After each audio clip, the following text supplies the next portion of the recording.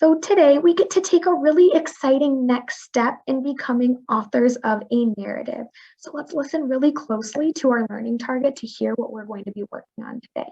Okay, so our learning target today is I can plan for my narrative by telling my story on three fingers, sketching across three pages, and labeling my sketches. Go ahead and say that together. Ready? I can plan for my narrative by telling my story on three fingers, sketching across three pages, and labeling my sketches. Awesome job listening to that learning target. So, what I'm going to ask us to do right now, actually, I'm going to hold that thought before I ask us to do anything. I want to tell us what we need to do before we can even get to work on this learning target today of planning for our narrative story that we are going to be spending the next few days working really hard on writing in class. So the first thing that we need to do is we have all of these great ideas on our brainstorm web, and we need to pick one idea that we are super excited about to write over the next few days. So what I'm going to do right now is I'm going to show us how we can think about one of the really exciting topics that we're going to write about. So I like playing tag at the park with dad, and I like eating sushi on the couch, and I like making eggs with my friends. But the thing that I brainstormed last week that excites me the most, I'm circling it with my mouse right here, is the day that I got my cat Paul from the animal shelter. So that is the topic that I am going to choose to write about for my narrative because it is something that happened to me, something that I did, and something that I'm really excited to write about. So I have a lot of ideas about how I can write about this thing that happened to me. So what I need you to do right now is I need you to open to your brainstorm web in your writing packet on page 18 that we filled out the last time we were together. And can you give me a thumbs up when you've got that brainstorm web open, or you have an adult supporting you in finding that brainstorm web? Awesome. So what I'm going to ask you to do right now is just take about 30 seconds to look at your brainstorms and pick one thing that you would like to write about. Give me that thumbs up one more time when you've got an idea of what you want to write about or the topic from your brainstorm web that you are going to choose. All right, awesome. I'm seeing all of our thumbs up right now. So what I'm going to ask us to do is we're going to do some partner talk in a breakout room. And this is going to be a really quick breakout room. We will have about 1 minute in this breakout room. And what you and your partner are going to do in your breakout room is share the topic that you are choosing for your narrative writing. And you can use the sentence then that just appeared in the corner right here that says, I will write about. So let's go ahead and practice saying that by whispering it to our hand before we go to our partner. So for me, I would say, I will write about picking Paul up from the animal shelter. So go ahead and whisper that in your hand so you are ready to share when you get in your breakout room. Nice job. Okay, so I'm going to go ahead and put you all in a breakout room. And when we come back from our breakout room, we can all share together what you chose as your topic. So now that we have chosen our topic for our narrative stories, we are really ready to get started with the actual planning for our narrative writing. So I want to kind of remind us of that learning target that we talked about before we went into our breakout rooms to talk about or to choose a topic. So the first step to planning for our narrative writing, you'll see an arrow pop up right next to it, is telling our story on three fingers.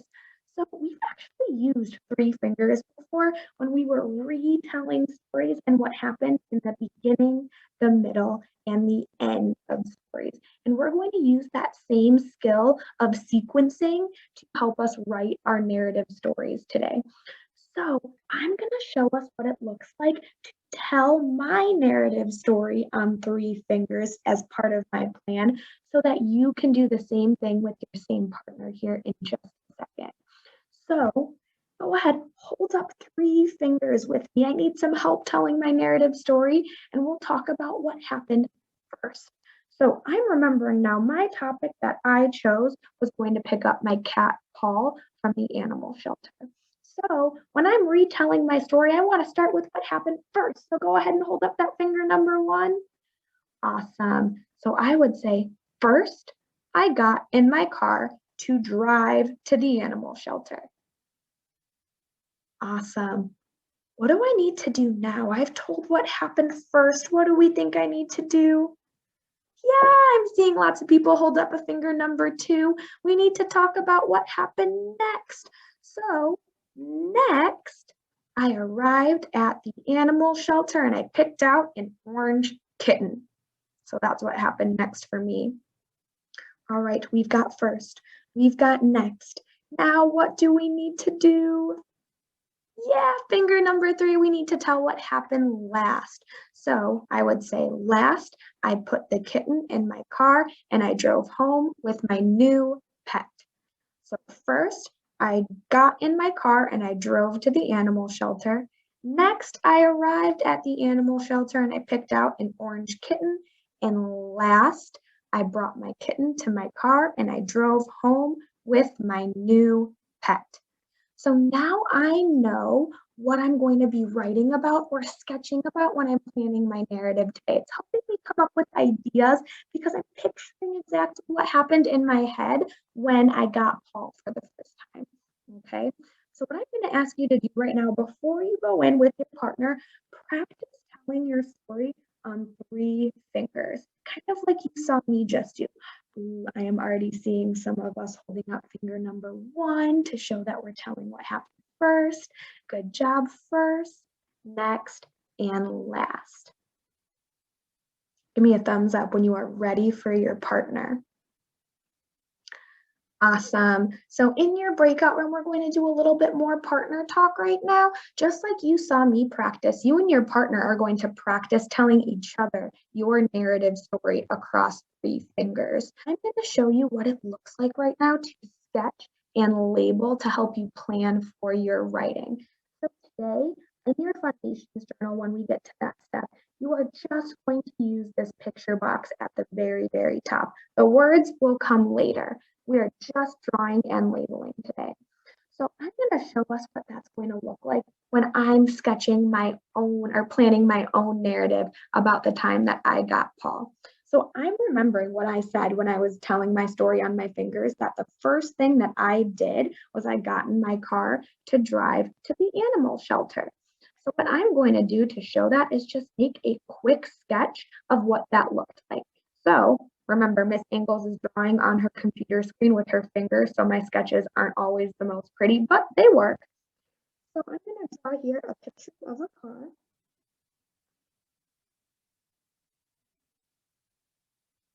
Kind of looks like my car. My car is kind of square shaped.